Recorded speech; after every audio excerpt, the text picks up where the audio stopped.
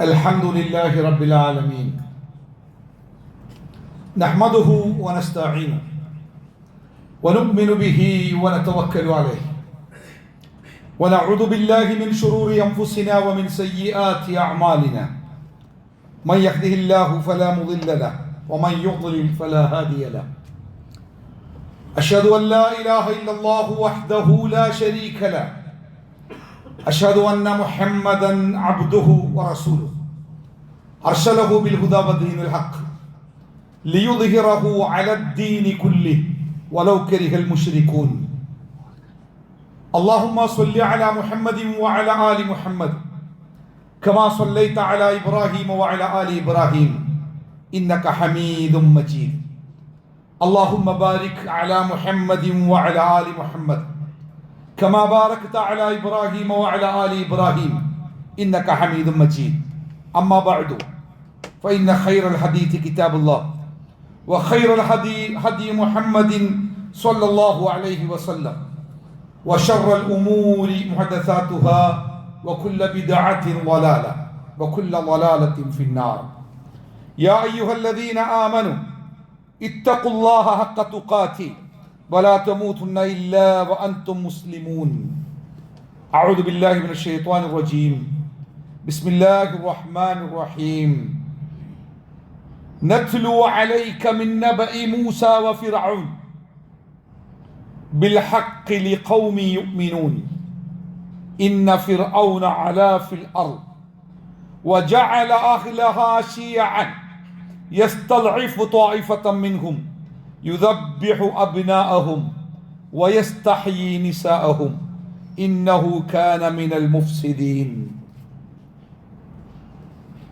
ബഹുമാന്യരായ സത്യവിശ്വാസികളെ വിശ്വാസിനികളെ സർവശക്തനായ അള്ളാഹുവിൻ്റെ നിയമങ്ങളും നിർദ്ദേശങ്ങളും വിധികളും വിലക്കുകളും ജീവിതത്തിൻ്റെ എല്ലാ സമയങ്ങളിലും സന്ദർഭങ്ങളിലും സാഹചര്യങ്ങളിലും കൃത്യമായി കാത്തു സൂക്ഷിക്കണം എന്ന് ഓർമ്മപ്പെടുത്തുകയാണ്.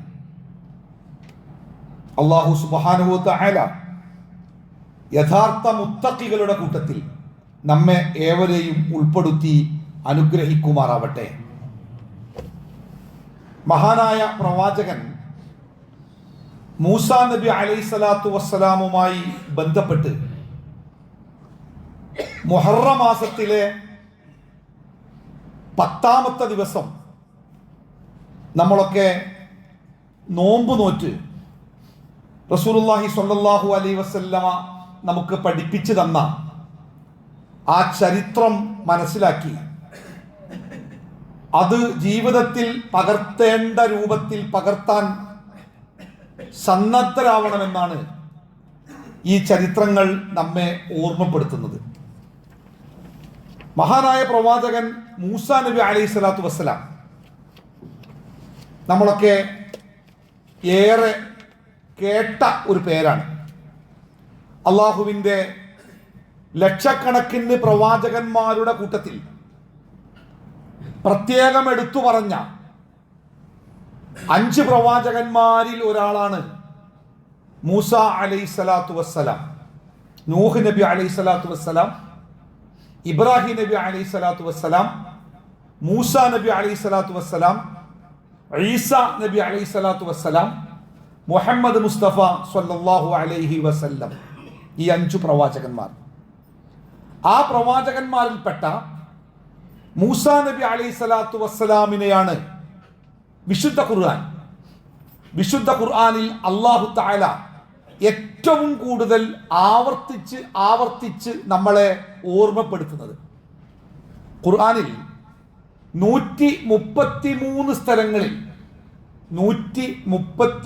സ്ഥലങ്ങളിൽ മൂസാ നബി അലൈഹി സ്വലാത്തു വസ്സലാമിൻ്റെ പേര് അള്ളാഹു ആവർത്തിച്ച് പറയുന്നുണ്ട്. ഖുർആൻ എന്ന ആ ഗ്രന്ഥത്തിൻ്റെ വലിപ്പം നമുക്കറിയാലോ. അതിൻ്റെ ഇടയിലാണ് 133 ഇടങ്ങളിൽ ആ പ്രവാചകന്റെ പേര് അള്ളാഹു ആവർത്തിച്ചു പറയുന്നുണ്ട്.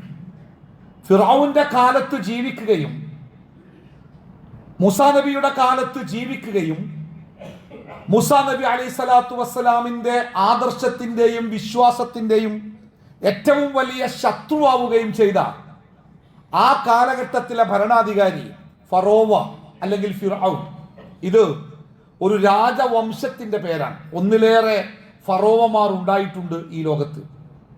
റാംസീസ് രണ്ടാമൻ എന്ന പേരിൽ അറിയപ്പെടുന്ന ഫറോവ രാജാവാണ് മൂസാ നബി അലൈഹി സ്വലാത്തു വസ്സലാമിന്റെ കാലഘട്ടത്ത് ഭരണം നടത്തിയിരുന്നത് എന്ന് ചരിത്രവുമായി ബന്ധമുള്ള ചിലർ പറയുന്നുണ്ട്. അല്ലാഹു അലം. എന്തായിരുന്നാലും ആ ഫിർഔനിന്റെ പേര് 63 പ്രാവശ്യം ഖുർആൻ നമ്മളെ കേൾപ്പിക്കുന്നുണ്ട്. മൂസാ നബി അലൈഹി സ്വലാത്തു വസ്സലാം അദ്ദേഹത്തെ അള്ളാഹു പ്രവാചകനായി നിശ്ചയിക്കുമ്പോൾ അദ്ദേഹം അള്ളാഹുവിനോട് പറയുന്ന, അപേക്ഷിക്കുന്ന ചില കാര്യങ്ങളുണ്ട്. അദ്ദേഹത്തിന് സംസാരിക്കുവാൻ ഇത്തിരി പ്രയാസമുള്ള ആളാണ് മൂസാ നബി. നാവിന് ഒരു ചെറിയ സംസാരത്തിനുള്ള വൈകല്യമുണ്ട്. അതുകൊണ്ട് തന്നെ അദ്ദേഹത്തിന്റെ സംസാരം മറ്റുള്ളവർക്ക് മനസ്സിലാവാൻ ഇത്തിരി പ്രയാസം. രണ്ടാമത്തേത്, ക്ഷമ അല്പം കുറവും ദേഷ്യം ഇത്തിരി ഉള്ളയാളാണ്. അതുകൊണ്ട് ഹൃദയ വിശാലത വേണം. നമ്മളൊക്കെ പല ആളുകളും പ്രസംഗിക്കുമ്പോൾ ആ പ്രസംഗത്തിന്റെ ആദ്യത്തിൽ കേൾക്കാനുള്ള ഒരു വചനമുണ്ട്, റബ്ബിശ്റഹ് ലി സ്വദ്രി വയസ്സിർ ലി അംരി വഹ്ലുൽ ഉഖ്ദതം മിൻ ലിസാനി യഫ്ഖഹു ഖൗലി വജ്അൽ ലി വസീറൻ മിൻ അഹ്ലി എന്നങ്ങനെ അദ്ദേഹം അല്ലാഹുവോട് പ്രാർത്ഥിക്കാൻ. റബ്ബിശ്റഹ് ലി സ്വദ്രി, പടച്ചോനെ എൻ്റെ ഹൃദയത്തെ ഈ ഒരു ദൗത്യം നിർവഹിക്കുമ്പോൾ, അള്ളാഹുവിന്റെ ദീനിന്റെ ദഅവത്ത്, ഇസ്ലാഹ് എന്നീ ദൗത്യങ്ങൾ നിർവഹിക്കുമ്പോൾ നമ്മൾ അഭിമുഖീകരിക്കുന്ന കാര്യങ്ങൾ നമുക്ക് ഇഷ്ടമുള്ള കാര്യങ്ങളാവണമെന്നില്ല, നമുക്ക് എളുപ്പമുള്ള കാര്യങ്ങളാവണമെന്നില്ല. ഇത് നമുക്കൊക്കെ ബാധകട്ടോ. അള്ളാഹുവിന്റെ ദീനിനു വേണ്ടി ഇറങ്ങിത്തിരിക്കുമ്പോൾ നമ്മൾ അഭിമുഖീകരിക്കുന്ന വ്യത്യസ്തമായ പ്രശ്നങ്ങൾ ഉണ്ടാവാ, ബുദ്ധിമുട്ടുകൾ ഉണ്ടാവാ, പ്രയാസങ്ങൾ ഉണ്ടാവാ. അതൊക്കെ ഉണ്ടാവുമ്പോൾ ഇട്ടെറിഞ്ഞ് വലിച്ചെറിഞ്ഞ് ഇന്നെക്കൊണ്ടാവൂല, ആരെങ്കിലും ചെയ്തോളി എന്ന് പറഞ്ഞ് വലിച്ചെറിഞ്ഞ് പോവല്ല. മൂസാ നബി പ്രാർത്ഥിക്കുക, റബ്ബിശ്റഹ് ലി സ്വദ്രി, പടച്ചോനെ എൻ്റെ മനസ്സിനെ വിശാലമാക്കി തരണം കേട്ടോ. വയസ്സിർ ലി അംരി, ഞാൻ ചെയ്യേണ്ട കാര്യങ്ങൾ അല്ലാഹുവേ എനിക്ക് നീ എളുപ്പമാക്കി തരണം കേട്ടോ. വഹ്ലുൽ ഉഖ്ദതം മിൻ ലിസാനി യഫ്ഖഹു ഖൗലി, എൻ്റെ വാക്കുകൾ ആളുകൾക്ക് മനസ്സിലാകാൻ പറ്റുന്ന രൂപത്തിൽ എൻ്റെ നാവിനുള്ള കെട്ട്, വാക്കുകൾ പറയാനുള്ള പ്രയാസമുണ്ടല്ലോ, ആ പ്രയാസത്തെ റബ്ബേ നീ ഇല്ലാതാക്കി തരണം കേട്ടോ. വഹ്ലുൽ ഉഖ്ദതം മിൻ ലിസാനി, എൻ്റെ നാവിൻ്റെ ആ കെട്ട് നീ അഴിച്ചു മാറ്റണേ റബ്ബേ. യഫ്ഖഹു ഖൗലി, എൻ്റെ വാക്കുകൾ ആളുകൾക്ക് മനസ്സിലാവാൻ വേണ്ടി. തീർന്നില്ല. മൂസാ നബി അലൈഹി സ്വലാത്തു വസ്സലാം ഏകനാണ്, നിസ്സഹായനാണ്, കഴിവ് കുറവുള്ള ആളാണ്. ഇതൊക്കെ അദ്ദേഹത്തിന് ബോധ്യമുണ്ട്. അതുകൊണ്ട് അദ്ദേഹം അള്ളാഹിനോട് പറയണേ, വജ്അൽ ലി വസീറൻ മിൻ അഹ്ലി, പടച്ചോനെ ഈ ദൗത്യത്തിൽ എന്നെ സഹായിക്കാൻ എൻ്റെ കുടുംബത്തിൽ നിന്ന് നീ എനിക്കൊരു സഹായിയെ തരണം കേട്ടോ. അദ്ദേഹത്തിന്റെ ആ പ്രാർത്ഥന അള്ളാഹു സ്വീകരിച്ചാണ് അദ്ദേഹത്തിന്റെ സഹോദരൻ ഹാറൂനെ അള്ളാഹു തആല പ്രവാചകനായി നിശ്ചയിക്കുന്നത്. മൂസാ നബിയും ഹാറൂനും ഒരുമിച്ചാണ് അവരുടെ ദൗത്യങ്ങൾക്ക് വേണ്ടി പോകുന്നതൊക്കെ. അപ്പൊ മൂസാ നബി അലൈഹി സ്വലാത്തു വസ്സലാമിന്റെ പ്രാർത്ഥന പ്രകാരം അല്ലാഹു തആല അദ്ദേഹത്തിന് സഹായിയായി കൂടെ നിശ്ചയിച്ചു കൊടുത്ത ഹാറൂൻ നബി അലൈഹി സ്വലാത്തു വസ്സലാമിനെ കുറിച്ച് 20 സ്ഥലങ്ങളിൽ ഖുർആൻ ആവർത്തിച്ചു പറയുന്നുണ്ട്. മുഹമ്മദ് നബി സല്ലല്ലാഹു അലൈഹി വസല്ലമയുടെ പേര് ഖുർആനിൽ 4 ഇടങ്ങളിലാണുള്ളത് എന്നത് നമ്മൾ ശ്രദ്ധിക്കേണ്ടതുണ്ട്. ഈ 133 സ്ഥലങ്ങളിൽ മൂസാ നബി അലൈഹി സ്വലാത്തു വസ്സലാമിന്റെ പേരുണ്ടാവുക എന്ന് പറഞ്ഞാൽ ആ 133 സ്ഥലങ്ങളിൽ അദ്ദേഹത്തെ അനുസ്മരിക്കുന്നുണ്ട്, ഓർമ്മപ്പെടുത്തുന്നുണ്ട് ഖുർആൻ നമ്മളെ. ഞാൻ ഓതി വെച്ചത് വിശുദ്ധ ഖുർആനിലെ സൂറത്തുൽ ഖസസ്, എൻ്റെ പേരെന്നെ കഥകളാണ്. നമ്മുടെ പുതിയ തലമുറയൊക്കെ കഥകളില്ലാത്തവരാണ്. അവർക്ക് കഥകൾ അറിയില്ല. അവർ കേട്ടതും കണ്ടതുമായ കഥകളൊക്കെ ഏറെ വികൃതമായ അപകടകരമായ കഥകളാണ്. അവർക്ക് കഥകൾ പറഞ്ഞു കൊടുക്കേണ്ടത് അവരുടെ മാതാപിതാക്കളായിരുന്നു. അവർക്ക് സമയമില്ല, അവർക്ക് കഥ അറിയില്ല, അവരൊക്കെ കഥയില്ലാത്തവരാണ്. അതുകൊണ്ട് തന്നെ കഥയില്ലാത്തൊരു തലമുറയെ ഇപ്പം ജീവിക്കണേ. എന്താ ചെയ്യണ്ടേ, എങ്ങനെ ചെയ്യണ്ടേ, എന്താണ് അനുഭവങ്ങൾ, എന്താണ് ചരിത്രപാഠങ്ങൾ, എന്താണ് പഴയ കാലങ്ങൾ, ഇതൊന്നും അവർക്ക് അറിയുന്നില്ല. നമ്മളിട്ട് അറിയിച്ചു കൊടുത്തിട്ടില്ല. ഖുർആനിൽ മനോഹരമായ കഥകളുണ്ട്. ഈ കഥകളൊക്കെ വെറുതെ രസത്തിന് പറഞ്ഞ കഥകളല്ല. അതൊക്കെ ഈ ലോകത്ത് സംഭവിച്ച, അള്ളാഹു അവന്റെ വഹിയിലൂടെ പ്രവാചകന്മാർക്ക് പഠിപ്പിച്ചു കൊടുത്ത കഥകളാണ്. സൂറത്തുൽ ഖസസിൽ ഒന്നിലേറെ കഥ പറയുമ്പോൾ അതിന്റെ തുടക്കത്തിൽ അള്ളാഹു പറയണേ, നത്ലു അലൈക മിൻ നബഇ മൂസ, നത്ലു അലൈക മിൻ നബഇ മൂസ. മൂസാ നബിയുടെ വർത്തമാനം, മൂസാ നബിയുടെ വർത്തമാനം ഞാൻ നിനക്ക് ഓതിത്തരാം. വഫിർഔന, ഫിർഔനിന്റെയും ബിൽ ഹഖി, അതിന്റെ യഥാർത്ഥ രൂപത്തിൽ. കെട്ടുകഥകളല്ല, പൊടിപ്പും തൊങ്ങലും വെച്ച സാങ്കല്പിക കഥകളല്ല, സാഹിത്യത്തിന്റെ മേമ്പൊടിയിൽ ആരൊക്കെയോ എഴുതിയുണ്ടാക്കിയ വ്യാജമായ സങ്കല്പങ്ങളല്ല. ബിൽ ഹഖി, അതിന്റെ ഹക്കായ രൂപം നിനക്ക് ഞാൻ പറഞ്ഞു തരാം, ഓതിത്തരാം. എന്തിനാ? ലിഖൗമി യുഅ്മിനൂൻ, ലിഖൗമിൻ യുഅ്മിനൂൻ, മുഅ്മിനീങ്ങൾക്ക് വേണ്ടി, ഈമാനുള്ള മനുഷ്യർക്ക് വേണ്ടി, അള്ളാഹുവിലും പരലോകത്തിലും വിശ്വസിക്കുന്ന ആളുകൾക്ക് ഉപകാരപ്പെടും, അവർക്ക് ഗുണം ചെയ്യും.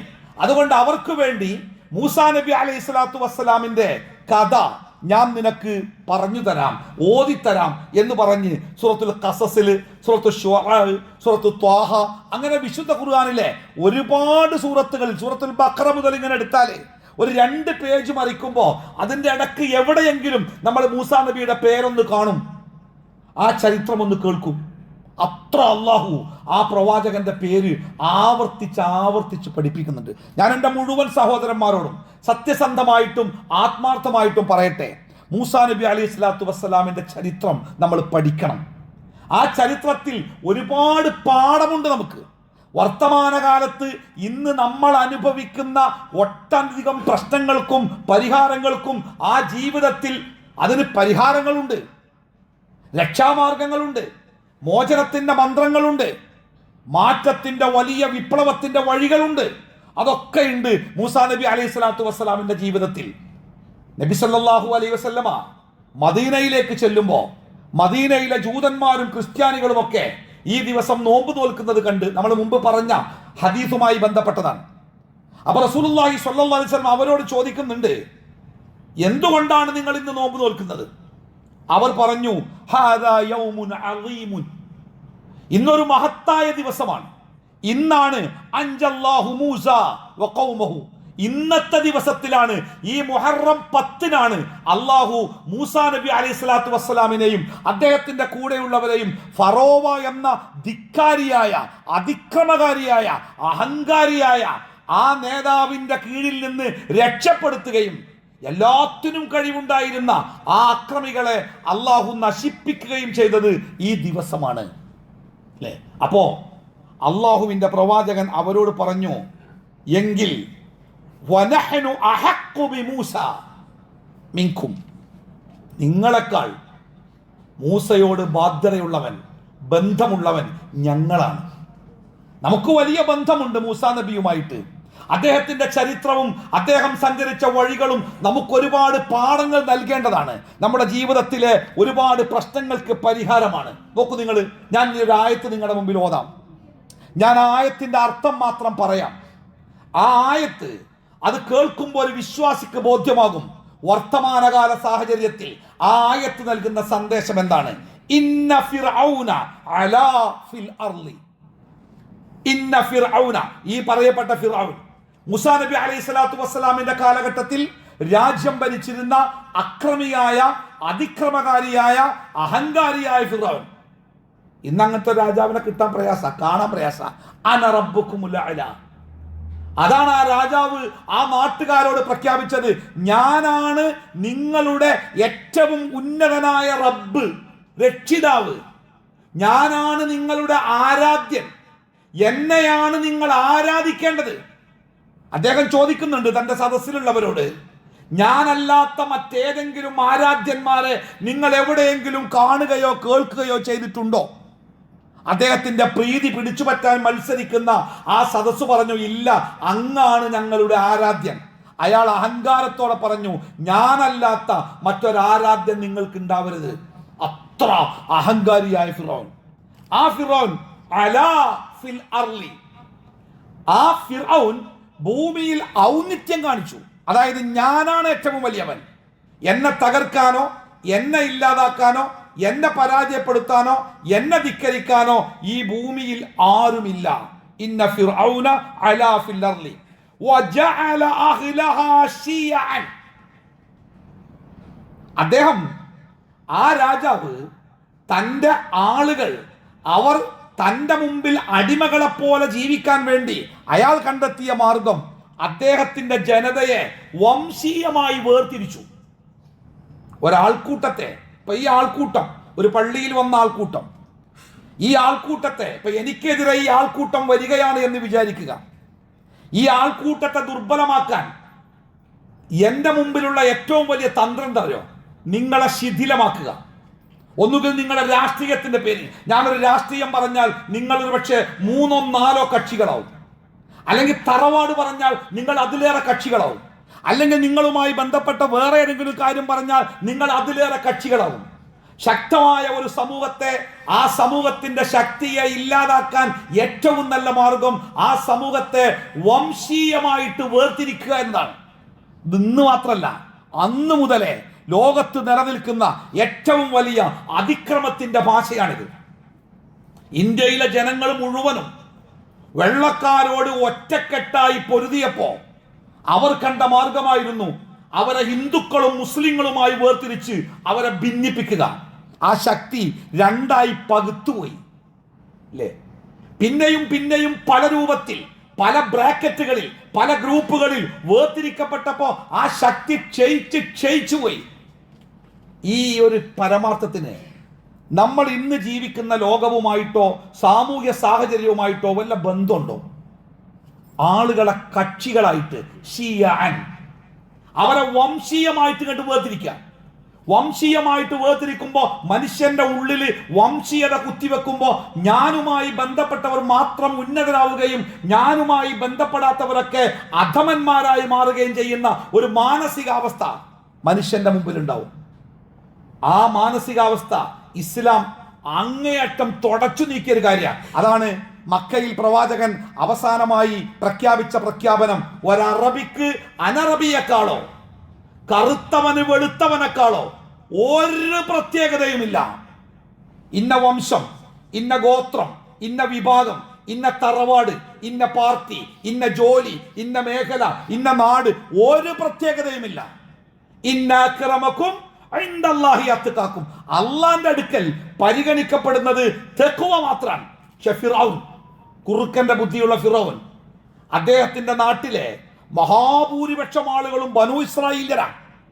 ആ ബനൂ ഇസ്രായേല്യരെ അദ്ദേഹം പല വംശീയമായിട്ട്, പല കക്ഷികളായിട്ടാണ് തിരിച്ച്.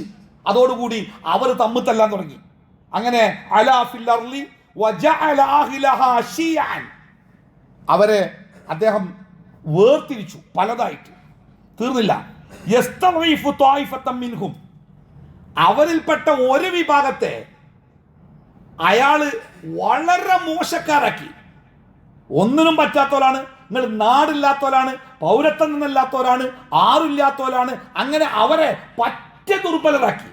വയസ്തളീഫു ത്വായിഫത്തൻ മിൻഹും, അതിൽപ്പെട്ട ഒരു വിഭാഗത്തെ അയാൾ ഏറ്റവും മോശക്കാരാക്കി എന്നല്ല, അവരുടെ മേൽ അയാൾ ഒരു വിധി കൂടി നടപ്പാക്കി. എന്താ വിധി?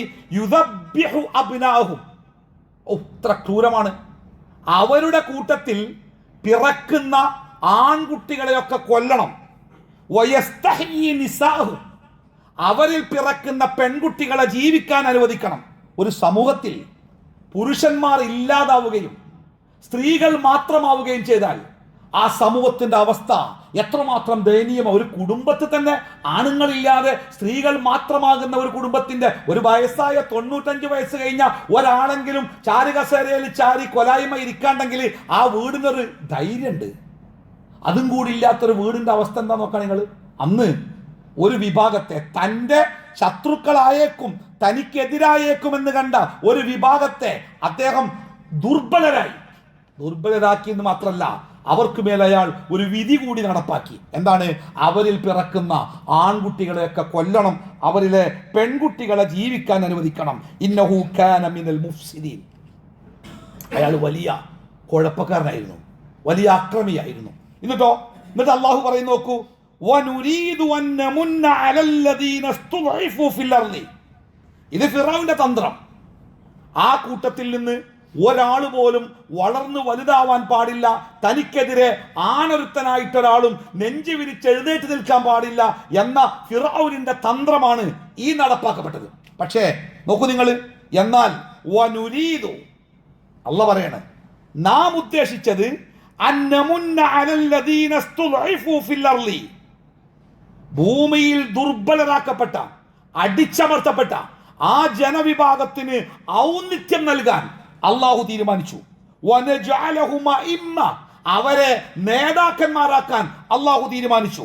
വനജഅലഹുമുൽ വാരിസീൻ, ഒരു കാലത്ത് അടിമകളെ പോലെ ജീവിക്കേണ്ടി വന്ന ആ നാട്ടിൽ, അതിക്രമികളുടെ കാൽച്ചുവട്ടിൽ ജീവിക്കേണ്ടി വന്ന ആ നാടിനെ അള്ളാഹു അവർക്ക് അനന്തരമായി നൽകി.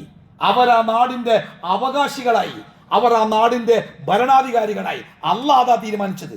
വനുമക്കിൽ ലഹും ഫിൽ അർളി വനുരിയ ഫിർഔന വഹാമാന വജുനൂദഹുമാ മിൻഹും മാ കാനൂ യഹ്ദറൂൻ.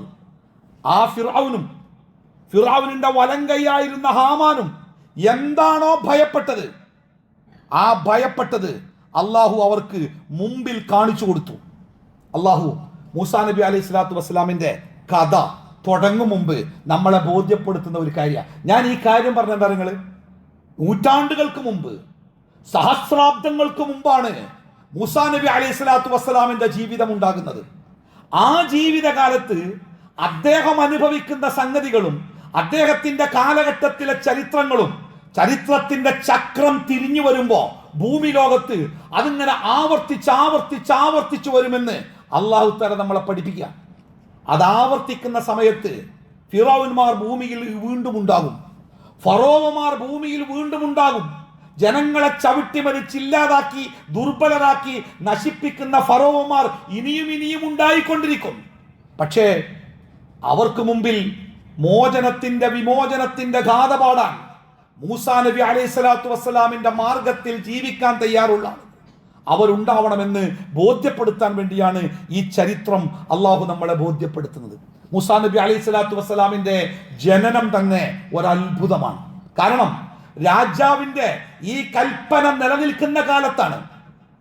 പിറക്കുന്ന ഏതൊരു ആൺകുട്ടിയെയും പ്രസവിച്ച ഉടനെ കൊന്നുകളയണമെന്ന കൽപ്പന ഉണ്ടാവുകയും ഈ വിഭാഗത്തിൽപ്പെട്ട സ്ത്രീകൾ ഗർഭിണികളായ മുഴുവൻ വീട്ടുമുറ്റത്തും ആയുധങ്ങളുമായി പട്ടാളക്കാർ കാവൽ നിൽക്കുകയും ചെയ്യുന്ന ഒരു ദിവസത്തിലാണ് മൂസയുടെ ഉമ്മ പ്രസവിക്കുന്നത്. ഈ വിഭാഗത്തിൽ അദ്ദേഹം പിറക്കുന്നത്. ഏത് വിഭാഗത്തിൽ? ജനിക്കുന്ന ആൺകുട്ടികളെ മുഴുവനും കൊന്നുകളയണമെന്ന് രാജകൽപ്പനയുള്ള വിഭാഗത്തിൽ അദ്ദേഹം ജനിക്കുന്നത്. വീട്ടുമുറ്റത്ത് ആയുധവുമായി പട്ടാളക്കാർ കാവൽ നിൽക്കുന്ന കാലത്താണ്. അല്ലാഹു സുബ്ഹാനഹു തആല അവിടെ അള്ളാഹു വിചാരിച്ച കാര്യങ്ങൾ എത്ര മനോഹരമായി നടപ്പാക്കുന്നു നോക്കൂ.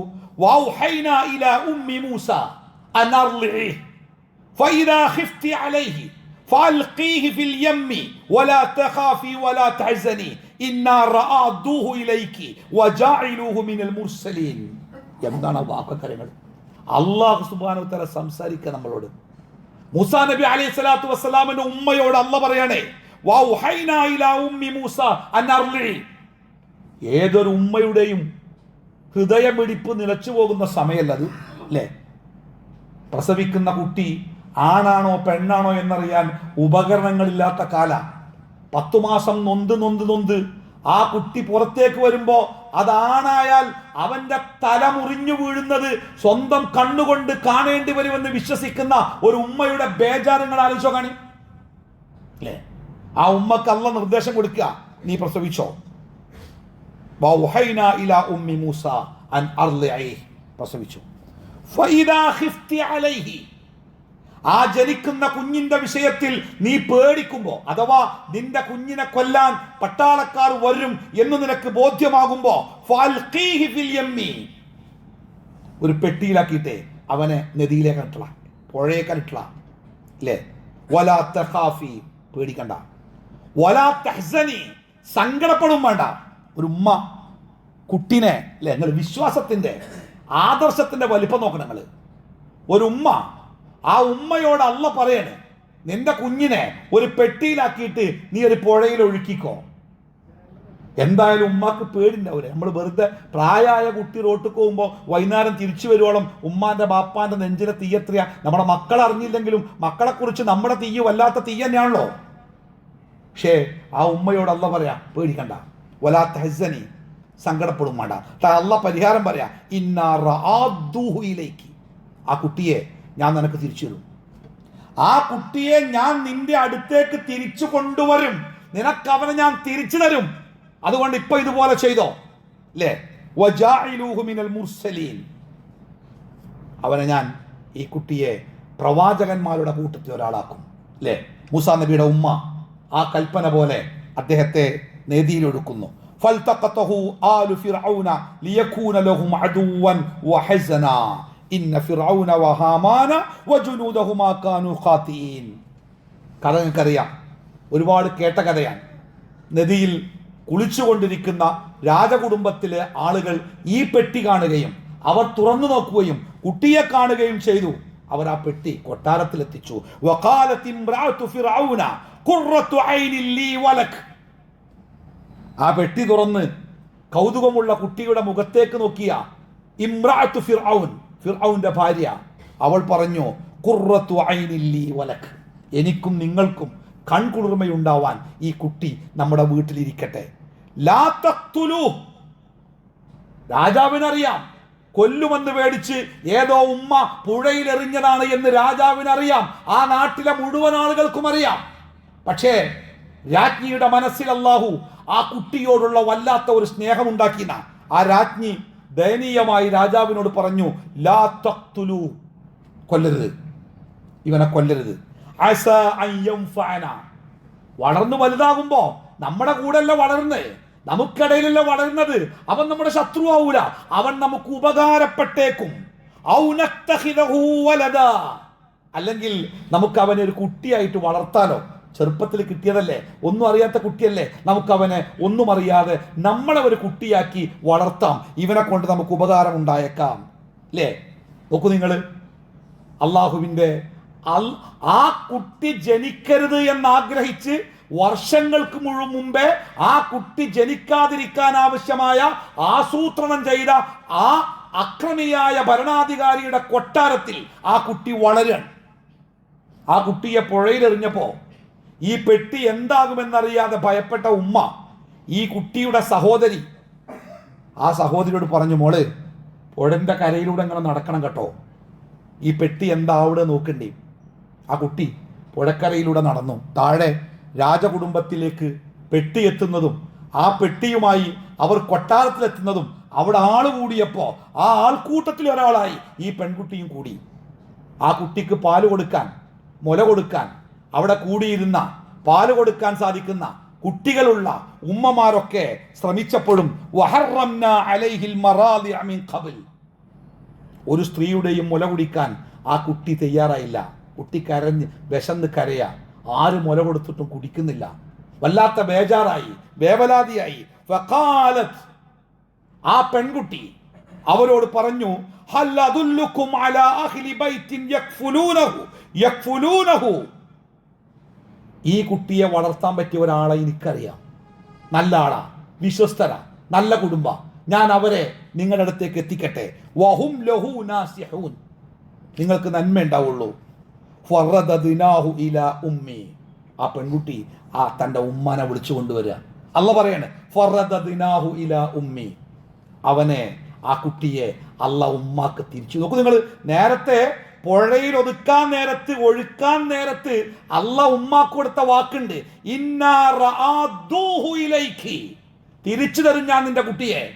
അല്ലാഹു ഇവിടെ പറയാ, വറദദ്നാഹു ഇലാ ഉമ്മി, ആ ഉമ്മാക്ക് അള്ളാഹു ആ കുട്ടിയെ തിരിച്ചേൽപ്പിച്ചു കൊടുക്കുക. ചരിത്രം അങ്ങനെ അങ്ങനെ അങ്ങനെ അങ്ങനെ ആവർത്തിക്കാണ്. മൂസാ നബി അലൈഹി സ്വലാത്തു വസ്സലാം ഏറെ പ്രയാസപ്പെട്ട് വളരേണ്ട ആ ചെറുപ്പക്കാരൻ രാജകൊട്ടാരത്തിന്റെ സുഖസമൃദ്ധിയിൽ മനോഹരമായി വളർന്നു. അദ്ദേഹത്തിന് പ്രായപൂർത്തിയായി ശക്തനായ ഒരു യുവാവായി അള്ളാഹു അദ്ദേഹത്തിന് അറിവും വിവേകവും നൽകി. നല്ല മനുഷ്യന്മാർക്ക് അങ്ങനെയാണ് അള്ളാഹു പ്രതിഫലം നൽകുക. എന്നിങ്ങനെ പറഞ്ഞിട്ട് ആ ചരിത്രം പിന്നെ ആവർത്തിക്കട്ടെ. മൂസാ നബി ഒരിക്കൽ അദ്ദേഹത്തിന് അറിയാം ഞാൻ ഈ വിഭാഗത്തിൽപ്പെട്ടവനല്ല.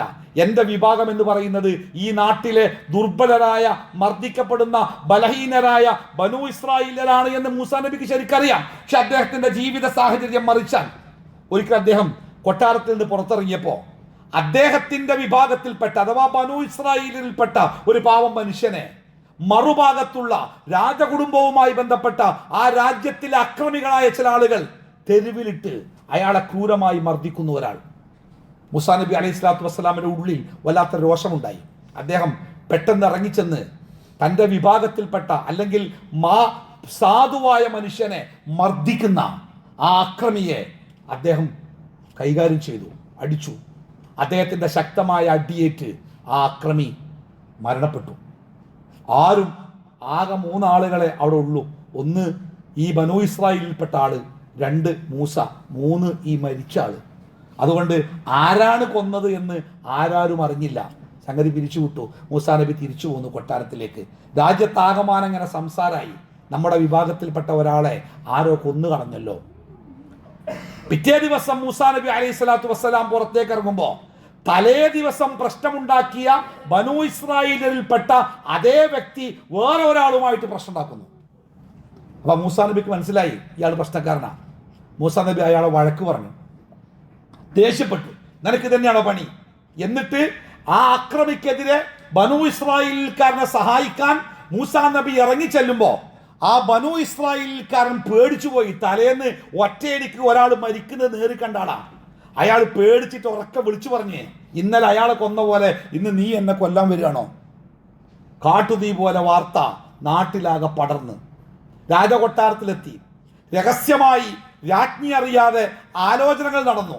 അവസാനം തീരുമാനിച്ചു, അവൻ നമ്മുടെ ശത്രു തന്നെയാണ്, അവൻ വളരാൻ പാടില്ല, അവനെ കൊല്ലണം. മൂസാ നബിയെ കൊല്ലാൻ തീരുമാനിച്ചു. രാത്രി മൂസാ നബി അലൈഹി സ്വലാത്തു വസ്സലാമിനെ കൊല്ലാൻ തീരുമാനിച്ച ആ കൂട്ടത്തിൽപ്പെട്ട ഒരാൾ ഓടി വന്ന് മൂസാ നബിയോട് പറയുന്നു, മൂസ വേഗം കൊട്ടാരം വിട്ടോളണം. അദ്ദേഹം മൂസാ നബിയുടെ ഗുണകാംക്ഷയാണ്. വേഗം കൊട്ടാരം വിട്ടോളണം, നിങ്ങളെ കൊല്ലാൻ കാര്യങ്ങൾ ഒരുങ്ങുന്നുണ്ട്. മൂസാ നബി തിരിഞ്ഞും മറിഞ്ഞും നോക്കാതെ, ആരോടും ചോദിക്കാതെ പറയാതെ കൊട്ടാരത്തിൽ നിന്നും ഇറങ്ങി അദ്ദേഹം ഓടുകയാണ്. നോക്കൂ നിങ്ങൾ, ഒരു മനുഷ്യൻ തലേ ദിവസം വരെ, സെക്കൻഡ് വരെ രാജകൊട്ടാരത്തിന്റെ സകലമാന സുഖസമൃദ്ധികളിൽ ജീവിച്ച ഒരാൾ ഒറ്റയടിക്ക് ഒന്നുമില്ലാത്തവനാകുകയാണ്. ഒന്നുമില്ല, ആരുമില്ല. അദ്ദേഹം രാജകൊട്ടാരം വിട്ട് ഓടി ഓടി ഓടി ഓടി നിൽക്കാതെ ഓടുക. നേരം പുലരുമ്പോഴേക്ക് എവിടെയെങ്കിലും എത്തണ്ടേ, മരുഭൂമിയിലൂടെ ഓടി. ഖുർആൻ ആ കഥ പറയുന്നുണ്ട്. അദ്ദേഹം എത്തിയത് വിജനമായ മരുഭൂമിയുടെ മറ്റൊരു ഭാഗത്ത്, ആരോരുമില്ലാത്തയിടത്ത്, ആരോരുമില്ലാതെ ഒറ്റക്കൊരു മനുഷ്യൻ, ജീവിതത്തിൻ്റെ എല്ലാ സുഖ സൗകര്യങ്ങളിൽ നിന്നും ഒറ്റപ്പെട്ടു പോയൊരു മനുഷ്യൻ. അദ്ദേഹം അവിടെ നിൽക്കുമ്പോൾ ഒരു കാഴ്ച കണ്ടു എന്നാ ഖുർആൻ ആ കഥ പറയുന്നുണ്ട്. ഖുർആൻ അദ്ദേഹത്തിൻ്റെ കഥ വിശദമായിട്ട് തന്നെ പറഞ്ഞേ. ഓരോ സ്റ്റെപ്പിലും നമുക്ക് ഓരോ പാഠങ്ങൾ ഇങ്ങനെ തന്നുകൊണ്ടേയിരിക്കും. മൂസാ നബിയുടെ കഥ. ഒരു കിണർ, ആ കിണറിന് ചുറ്റും കുറേ ആളുകളും കുറേ ആടുകളും. അദ്ദേഹത്തിന് കാര്യം മനസ്സിലായി, ആ നാട്ടിലെ ആളുകൾ തങ്ങളുടെ ആടുകളെ മേച്ച് അവക്ക് വെള്ളം കൊടുക്കാനുള്ള ശ്രമത്തിലാണ്. ഒരൊറ്റ കിണറാ, അതുകൊണ്ട് നല്ല തിരക്കാ, പൊരിഞ്ഞ തിരക്ക്. മൂസാ നബി ആ തിരക്കും നോക്കി ഒരു മരച്ചുവട്ടിൽ നിൽക്കുമ്പോൾ 2 പെൺകുട്ടികൾ കുറച്ച് ആടുകളുമായിട്ട് ഒരു സ്ഥലത്ത് മാറി നിൽക്കുന്നു. അല്ലെ, ജീവിതത്തിൽ എല്ലാം നഷ്ടപ്പെട്ട് പ്രയാസത്തിന്റെ നെല്ലിപ്പലക കണ്ട് നിൽക്കുമ്പോഴും മൂസാ നബി അലൈഹി സ്വലാത്തു വസ്സലാമിന്റെ മനസ്സിൽ ഒരു സഹായത്തിന്റെ സൂര്യൻ ഉദിക്കുകയാണ്. അദ്ദേഹം ആ പെൺകുട്ടികളുടെ അടുത്ത് നിന്ന് ചോദിക്കുക, നിങ്ങൾ എന്താ മാറി നിൽക്കുന്നത്? അവർ പറഞ്ഞു, ആടുകളെ മേച്ച് വരുമാനം കൊണ്ട് ജീവിക്കുന്ന കുടുംബ, ഞങ്ങളുടെ വീട്ടിൽ ആൺകുട്ടികളില്ല, ഞങ്ങൾ 2 പെൺകുട്ടികളേ ഉള്ളൂ. ബാപ്പുണ്ട്, ബാപ്പക്ക് വയസ്സാണ്, ബാപ്പ വീട്ടിലുള്ളത്. ഈ ആടുകളെ മേച്ച് ആടുകൾക്ക് വെള്ളം കൊടുത്ത് വീട്ടിലെത്തിയിട്ട് വേണം ബാപ്പാക്ക് എന്തെങ്കിലും ഉണ്ടാക്കി കൊടുക്കാൻ. കുട്ടികൾ സങ്കടപ്പെട്ടു. പക്ഷേ ഈ തിരക്കിൽ ഞങ്ങൾക്ക് തിരക്കാൻ പറ്റുന്നില്ല, അതുകൊണ്ട് ഞങ്ങൾ എപ്പോഴും ഏറെ വൈകിയാണ് ആടുകൾക്ക് വെള്ളം കൊടുക്കാറ്. വീട്ടിലെത്തുമ്പോൾ ബാപ്പാന്റെ കാര്യം പ്രയാസാണ്. അദ്ദേഹം അവരുടെ കയ്യിലെ ബക്കറ്റ് വാങ്ങി ആ കിണറിന്റെ അടുക്കിലെ തിരക്കിൽ അദ്ദേഹം തന്റെ ശക്തി കൊണ്ട് തന്നെ അദ്ദേഹം വെള്ളം ശേഖരിച്ച് ഈ പെൺകുട്ടികളുടെ ആടുകൾക്ക് വെള്ളം കൊടുത്തു. അവർ മടങ്ങിപ്പോയി. മൂസാ നബി അലൈഹി സ്വലാത്തു വസ്സലാം ആ 2 പെൺകുട്ടികളുടെ ആടുകൾക്ക് വെള്ളം കൊടുത്തു. എന്നിട്ട് ആ മരുഭൂമിയിലെ, ആരോരുമില്ലാത്ത വിജനമായ മരുഭൂമിയിലെ ഒരു മരത്തിന്റെ ചുവട്ടിലേക്ക് അദ്ദേഹം മാറി.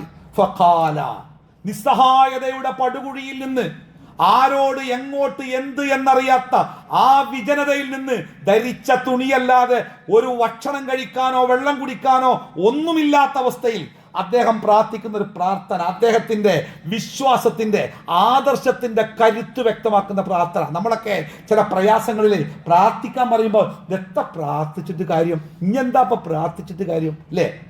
ആ വിജനതയിൽ മൂസാ നബി പ്രാർത്ഥിക്കുകയാണ്, റബ്ബി ഇന്നി ലിമാ അൻസൽത ഇലയ്യ മിൻ ഖൈരിൻ ഫഖീർ.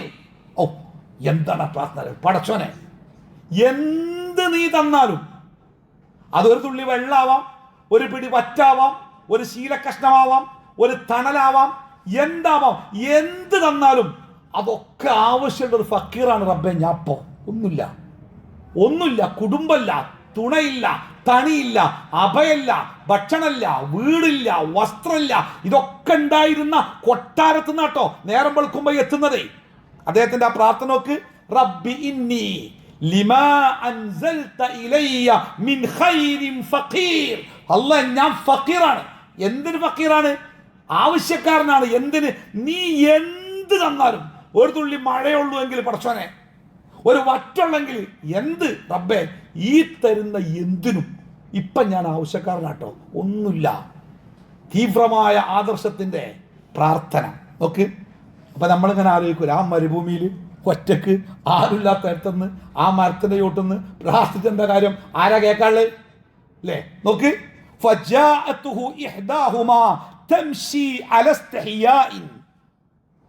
ആ നടന്നുപോയ പെൺകുട്ടികളിൽ ഒരാൾ, അവർ പോയ വഴിയെ ഒരു പെൺകുട്ടി തിരിച്ചു വരുന്നു.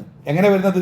തംഷി അലസ്തഹിയാഇൻ, ലജ്ജയോടുകൂടി മുഖം കുനിച്ചുകൊണ്ട് അവളിങ്ങനെ ആ വഴിയിലൂടെ അങ്ങനെ വന്നിട്ട് മൂസാ നബിയുടെ അടുത്ത് വന്നിട്ട് പറഞ്ഞു, ഖാലത്ത്, അവൾ പറയാണ്, ഇന്ന അബി യദ്ഊക, ബാപ്പ നിങ്ങളെ വിളിക്കുന്നുണ്ട്.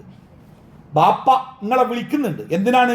ലിയജ്സിയക അജ്റ മാ സഖൈത ലനാ, നിങ്ങൾ വളരെ പ്രയാസപ്പെട്ട് കഷ്ടപ്പെട്ട് ഞങ്ങൾ ആടേക്ക് വെള്ളം കൊടുത്തില്ലേ, അതിന്റെ സന്തോഷം കൊണ്ട് നിങ്ങൾക്കൊരു കൂലി തരാൻ വേണ്ടി ബാപ്പ വിളിക്കുന്നുണ്ട്. നോക്കി നിങ്ങൾ, ആരുമില്ലാത്ത, വിളിക്കാൻ ആരുമില്ലാത്ത, പ്രതീക്ഷിക്കാൻ ഒന്നുമില്ലാത്ത, കയറി ചെല്ലാൻ ഇടമില്ലാത്ത ശൂന്യതയിൽ നിൽക്കുന്ന മൂസാ നബി അലൈഹി സ്വലാത്തു വസ്സലാമിന് ഒരു പിടിവള്ളി.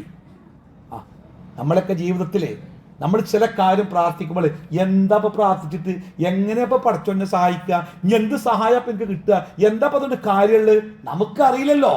ഏത് വഴിക്കാണ്, ഏത് രൂപത്തിലാണ് റബ്ബിന്റെ സഹായം ഉണ്ടാവാൻ ആർക്കറിയാം? മൂസാ നബി കരുതി അങ്ങനെ പ്രാർത്ഥിക്കുമ്പോ ഇങ്ങനെ ഉണ്ടാവുന്നില്ലേ അല്ലേ?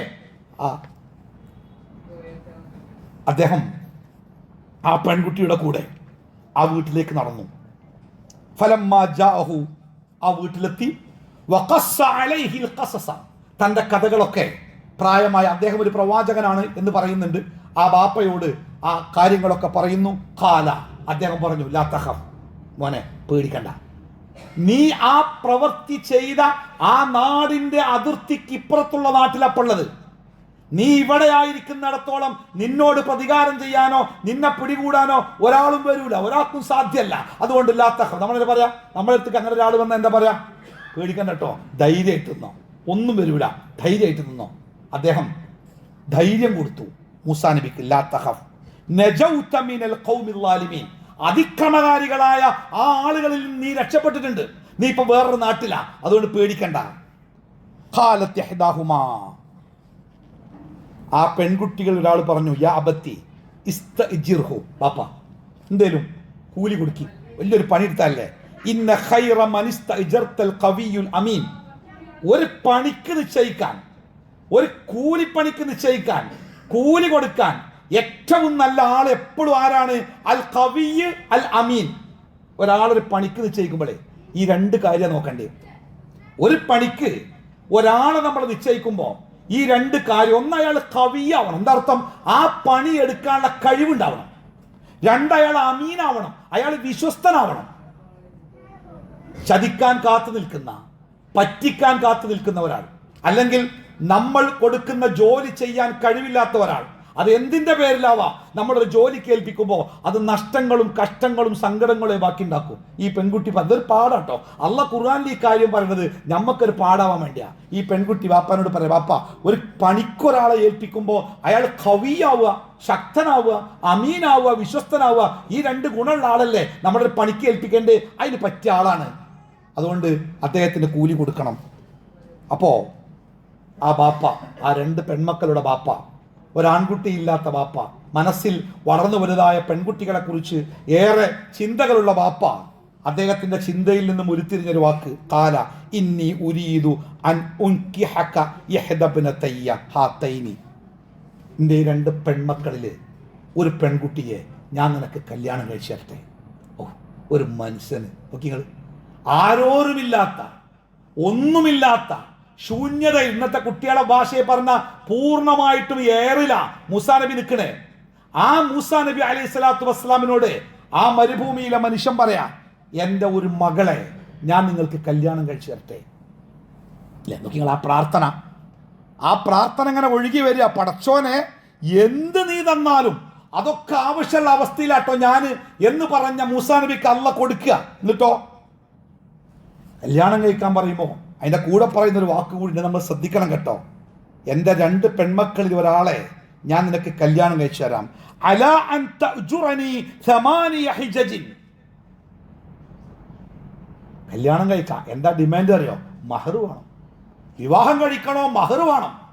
10-20 കൊല്ലം ഒരു പെണ്ണിനെ പൊന്നുപോലെ, കണ്ണിലെ കൃഷ്ണമണി പോലെ ഒരു ബാപ്പിയും കുടുംബവും വളർത്തിയിട്ട് ആ പെൺകുട്ടിയെ ഞാൻ എൻ്റെ ജീവിതത്തിൻ്റെ പങ്കാളിയായി എൻ്റെ വീട്ടിലേക്ക് മക്കളുടെ ഉമ്മയാക്കാൻ കൊണ്ടുപോകുമ്പോൾ പിന്നെയും കിട്ടണേ വാരി കൊണ്ടുപോകല്ല, അങ്ങോട്ട് കൊടുക്കണം. വളർത്തിയ ബാപ്പാക്കും ഉമ്മക്കും അല്ല, ആ പെൺകുട്ടിക്ക് മഹർ കൊടുക്കണം. അല്ലേ, ഇവിടെ ഇദ്ദേഹം പറയണേ, എൻ്റെ മോളെ കല്യാണം കഴിച്ചു തരാം.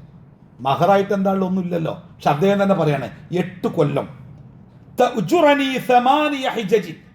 8 കൊല്ലം എൻ്റെ ആടിനെ നീ നോക്കണം. അതാ കരാറ്. 8 കൊല്ലം എൻ്റെ ആടിനെ നോക്കാം എന്ന കരാറിൽ ഞാൻ നിനക്ക് അവിടെ കല്യാണം കഴിച്ചു വരാം. നീ 2 കൊല്ലം കൂട്ടി 10 കൊല്ലം നോക്കുകയാണെങ്കിൽ അൽഹംദുലില്ലാ, നന്നായി, അങ്ങനെയാവാം. മൂസാ നബി അലൈഹി സ്വലാത്തു വസ്സലാം ആ പെൺകുട്ടിയെ കല്യാണം കഴിക്കാം. പിന്നെ ചരിത്രത്തിന്റെ മറ്റൊരു ഭാഗം പിറക്കാം ഇൻഷാ അല്ലാഹ്, നമുക്കിത് പിന്നീട് പറയാം. അപ്പോൾ മൂസാ നബി അലൈഹി സ്വലാത്തു വസ്സലാമിന്റെ ജീവിതം നമുക്ക് നൽകുന്ന ഏറ്റവും പ്രധാനപ്പെട്ട പാഠങ്ങളിൽ ഒന്ന്, ജീവിതം എന്ന് പറയുന്നത് എപ്പോഴും അങ്ങോട്ടും ഇങ്ങോട്ടും അട്ടിമറിക്കപ്പെട്ടേക്കാം. ഏത് സമയത്തും അള്ളാഹുവിലുള്ള അചഞ്ചലമായ വിശ്വാസവും ആദർശത്തിന്റെ കരുത്തും, ഏത് അക്രമിയായ എത്രമാത്രം അധാർമികതയുടെ കാലത്തും നേരിന്റെ മാർഗത്തിൽ നേരെ നിൽക്കാൻ കഴിഞ്ഞാൽ തീർച്ചയായും അള്ളാഹുവിൻ്റെ സഹായമുണ്ടാകും എന്ന് നമ്മളെ ബോധ്യപ്പെടുത്തുന്നു മൂസാ നബി അലൈഹി സ്വലാത്തു വസ്സലാം. അള്ളാഹു ആ ചരിത്രത്തെ പാഠമാക്കി ജീവിക്കാൻ നമുക്കെല്ലാവർക്കും തൗഫീക്ക് നൽകുമാറാവട്ടെ. അൽഹംദുലില്ലാഹി റബ്ബിൽ ആലമീൻ വസ്സലാത്തു വസ്സലാമു അലാ റസൂലിഹിൽ അമീൻ വഅലാ ആലിഹി വസ്വഹ്ബിഹി അജ്മഈൻ. അമ്മാ ബഅദ്. അയ്യുഹന്നാസ് തഖുല്ലാഹ്. അള്ളാഹുവിൻ്റെ വിധിവിലക്കുകൾ സൂക്ഷിച്ചു ജീവിക്കണമെന്ന് ഓർമ്മപ്പെടുത്തുന്നു.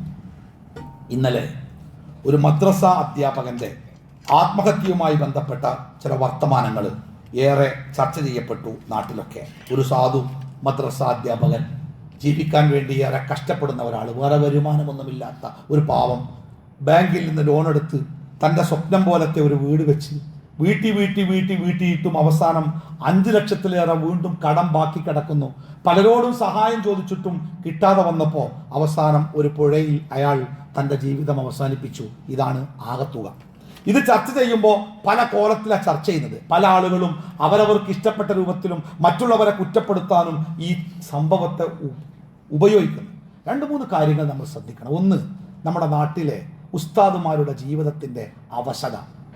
നമ്മളൊക്കെ പലപ്പോഴും മനോഹരമായിട്ട് ജീവിക്കുമ്പോഴും, നന്നായിട്ട് ജീവിക്കുമ്പോഴും, സുഖാഡംബരങ്ങളോടെ ജീവിക്കുമ്പോഴും, നല്ല സൂപ്പർ വൈറ്റൊക്കെ മുക്കിയിട്ട് ഇസ്തിരിയിട്ട് വെള്ളക്കുപ്പായമിട്ട് നടക്കുന്ന നമ്മുടെ മതരംഗത്ത് പ്രവർത്തിക്കുന്ന ആളുകളുടെ ജീവിത നിലവാരം വളരെ വളരെ താഴെയാണ്, കഷ്ടപ്പാടിലാണ്. 1000 അല്ലെങ്കിൽ ഒരു മാസത്തിൽ 10,000 അല്ലെങ്കിൽ 4000, 5000, 6000. ഈ 1000ങ്ങളുടെ വലിപ്പം എത്രയാ നമുക്കറിയാം. ആ 1000 കൊണ്ട് എന്താ നടക്കുക നമുക്കറിയാം. നമുക്കൊക്കെ ആയിരങ്ങൾ കൊണ്ട് എന്താ കിട്ടുക നമുക്കറിയാം. പക്ഷെ ഈ ആയിരങ്ങൾ കൊണ്ട് ജീവിതത്തിന്റെ മുമ്പിൽ പകച്ചു നിൽക്കുന്ന ആളുകളുണ്ട്.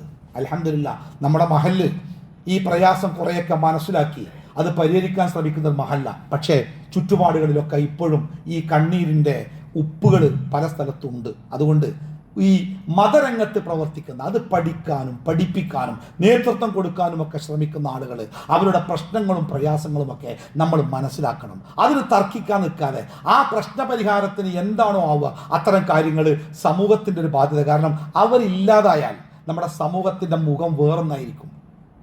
ഒരു ഇമാമ് നിൽക്കാൻ, ഒരു ബാങ്ക് വിളിക്കാൻ, ഇപ്പം തന്നെ ഒരു മദ്രസയിൽ ഒരു അധ്യാപകനെ കിട്ടാനൊക്കെ പ്രയാസപ്പെടുന്ന കഷ്ടപ്പാടങ്ങൾ പുതിയ തലമുറയിൽ ആരും വരാൻ ഇഷ്ടപ്പെടുന്നില്ല. കാരണം കിട്ടുന്നതിൻ്റെ അതുകൊണ്ടുള്ള ജീവിതത്തിൻ്റെ പ്രാരാബ്ധ. ഈ സാധു മനുഷ്യൻ ആ പുഴയിൽ ജീവിതം അവസാനിപ്പിച്ചതിൻ്റെ വേദന. രണ്ടാമത്തേത് കടം, ലോണ്. അല്ലേ, അല്ലാഹു സുബ്ഹാനഹു വ തആല തൻ്റെ മതത്തിൽ ഏറ്റവും ഗൗരവമായി പഠിപ്പിച്ച രണ്ട് കാര്യമാണ്. ഒന്ന് കടം, മറ്റൊന്ന് പലിശ. കടത്തിനെ ഏറെ സൂക്ഷ്മതയോടുകൂടി കാണണം. തനിക്ക് തിരിച്ചടക്കാൻ പറ്റുന്നത് മാത്രം വേറെ ഒരാളുടെ കയ്യിൽ നിന്നോ വേറെ എവിടുന്നെങ്കിലും കിട്ടുന്നത് കൊണ്ടോ തിരിച്ചടക്കാമെന്ന ധാരണയിൽ കടം വാങ്ങരുത്. അത് കിട്ടാതെ വരുമ്പോൾ തകർന്നു പോകും. അല്ലേ, കടത്തിന്റെ ഗൗരവം അത്ര വലുതാ. രണ്ടാമത്തെ പലിശയാണ്. ഖുർആനിൽ ശിർക്ക് കഴിഞ്ഞാൽ ഏറ്റവും കഠിനമായിട്ട് പറഞ്ഞൊരു കുറ്റം അത് പലിശ തന്നെയാണ്. അതിൽ ഒരു നന്മയില്ല. ആ പലിശ ചെയ്യുന്നവൻ അള്ളാഹിനോട് യുദ്ധം ചെയ്യാണ് എന്ന് പറയുമ്പോൾ അതിൻ്റെ വലിപ്പത്രേ മനസ്സിലാക്കണം. അതിൽ പെട്ടാണ്ടല്ലോ രക്ഷപ്പെടുന്ന ആരും വിചാരിക്കണ്ട. അതൊരു എട്ടുകാലി വലയാണ്, ചലന്തി വല. നമ്മളെ ആകർഷിക്കും. ₹1 ഫോണ്, ഒന്നുമില്ലാതെ കാറ്, ഒന്നുമില്ലാതെ ആ ബിസിനസ് ഈ ബിസിനസ്. പക്ഷേ അതൊരു ചതിയാണ്. ആ ചതിയിൽ പെട്ടാൽ പരലോകം പോകും ഉറപ്പാണ്, ഒപ്പം ദുന്യാവും പോകും. ഇതാണ് രണ്ടാമത്തെ കാര്യം. ഇത് രണ്ടും ശ്രദ്ധിക്കണം. കിട്ടാണ്ട് വിചാരിച്ച് വാങ്ങാൻ നിൽക്കരുത്. കൊടുക്കാൻ പറ്റിയില്ലെങ്കിൽ ജീവിതം ദുസ്സഹമാവും. മൂന്നാമത്തേത് ആത്മഹത്യ ഒന്നിനും പരിഹാരമല്ല. അത് ഇസ്ലാമിലെ ഒരു കടുത്ത കുറ്റം എന്ന് പറഞ്ഞാൽ ശാശ്വതമായി നരകത്തിലെത്തുന്ന ഭീകരമായ കുറ്റമായിട്ട് അതിൻ്റെ അനന്തരഫലം അതിഭീകരമായിരിക്കുമെന്നൊക്കെ പഠിപ്പിക്കുന്ന ഒട്ടനേകം വചനങ്ങൾ കാണാം നമുക്ക്. അതുകൊണ്ട് ആത്മഹത്യ എന്നത് ഒന്നിനും പരിഹാരമല്ല. അപ്പോൾ നമ്മുടെ ജീവിതത്തിൽ പ്രശ്നങ്ങൾക്ക് ഉണ്ടാകുമ്പോൾ അതിൻ്റെ ഇസ്ലാമികമായ മാനം അന്വേഷിക്കുക. കടം വാങ്ങുന്നിടത്ത്, അതുമായി ബന്ധപ്പെട്ട് പലിശയിൽ നിന്ന് വിട്ടുനിൽക്കുന്നിടത്തൊക്കെ നമ്മൾ മതപരമായ നിയമങ്ങൾ കർക്കശമായി തന്നെ ജീവിതത്തിൽ പാലിക്കാൻ ശ്രദ്ധിക്കുക. ആത്മഹത്യ ചെറിയ കുട്ടികളിൽ പോലും ആത്മഹത്യ പടർന്നു പിടിക്കുന്ന കാലത്ത് നമ്മുടെ മക്കൾക്കൊക്കെ അതിൻ്റെ ദുരന്തത്തെക്കുറിച്ചും അനന്തരഫലങ്ങളെക്കുറിച്ചൊക്കെ സ്നേഹത്തോടു കൂടി പറഞ്ഞു കൊടുക്കാൻ നമ്മൾ ശ്രദ്ധിക്കണം. അള്ളാഹു നമ്മളെല്ലാവരെയും അനുഗ്രഹിക്കുമാറാവട്ടെ. അള്ളാഹുവിൻ്റെ ദീനിൽ അടിയുറച്ച് ജീവിക്കുന്നവരിൽ അള്ളാഹു നമ്മളെല്ലാവരെയും നിലനിർത്തുമാറാവട്ടെ. اللهم اغفر للمؤمنين والمؤمنات والمسلمين والمسلمات والأحياء منكم والأموات إنك